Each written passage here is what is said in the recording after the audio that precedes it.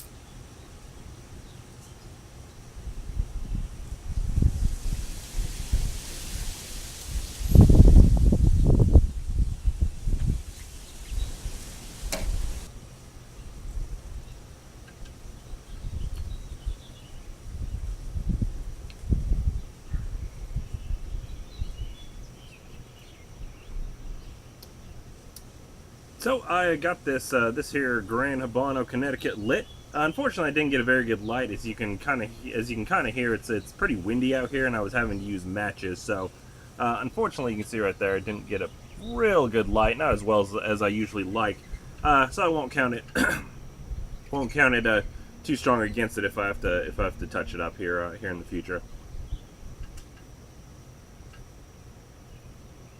There's a really nice sense of like sweet baking spices coming off this right now. It's very good.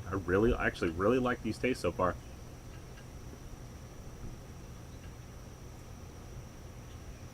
I would say sweet baking spices with some really nice breadiness.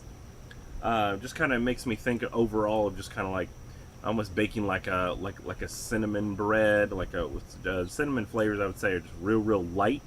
Uh, That's why I say like baking spices overall. Gosh, it's kind of hard to put my finger on. I'm thinking cinnamon, but cinnamon I think is just one of the spice factors in here. Yeah, real light, but this is pretty flavorful for a Connecticut cigar. So got high hopes for this thing already. So I'm going to be back here in 1 sec your time with this first third. So I'm through the first third of this Gran Habano Connecticut #1. The cigar is actually smoking pretty fast, much faster than I expected it to, which is actually fine in this particular situation that I'm in because of the length of time I actually have to do this. I believe that's also part of it. The reason is because the contribution of the wind here. I will say that this ash, gosh, hung on for a good 2 inches or so. I really wanted to hang on to it. I knew it probably wasn't going to hang on with all this wind. I feel like if I was there in my shop, or just kind of in a a not windy space, that it actually would have hung on a little longer, and I could have gotten to show you guys.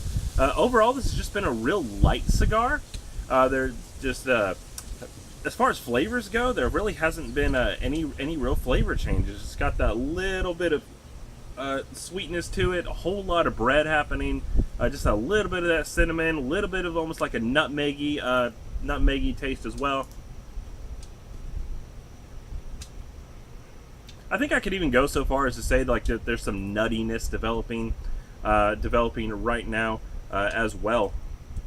And of course, the ash just went all over my lap, and I was sad to lose it, because I love long ashes. You see the burn right there? It actually cleaned up really nicely. This is probably the worst that it's ever been since I got that bad light on it. The smoke production has been excellent. The draw has been excellent. You can see how big I have that hole, though.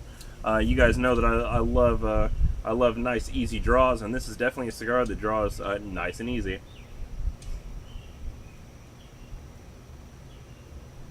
Yeah, it just reminds me of putting together like a sweetened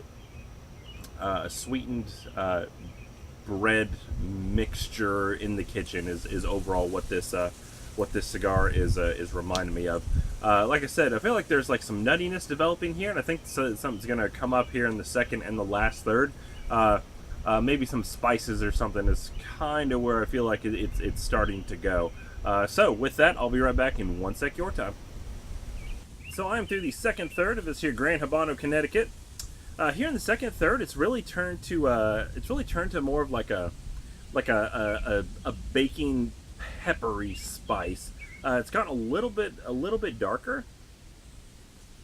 The draw is still excellent. The burn is still excellent. You can see it right there. I'm getting pretty close to that band.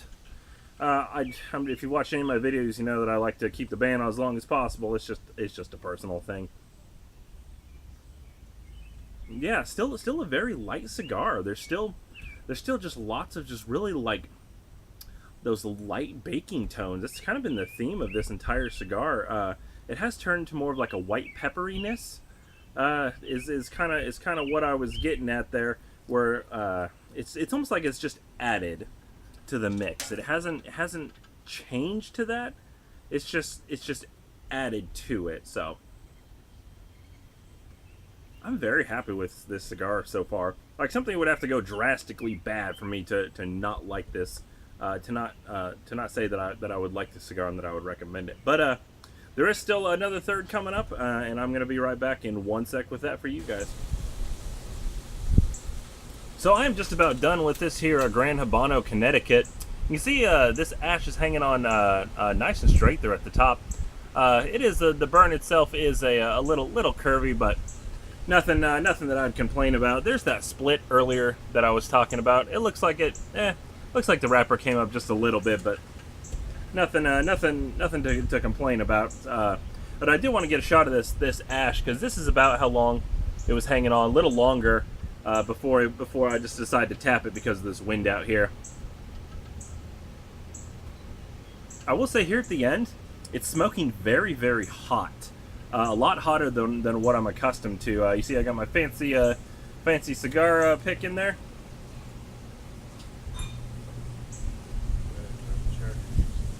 Like immediately? Okay. Cool, I'll be there in 1 sec.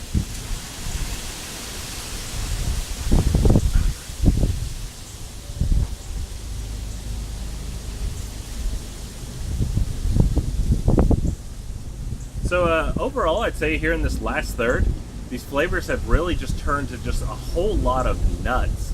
Like I like so nutty. Like I feel like I can pick out which nuts they are, whether it be peanuts or walnuts or almonds. It's just very, very nut heavy right now. There is some really nice overtones of wood happening as well. I expected this to get kind of dark and bitter so far down. But it's very, very, very, very nutty and woody.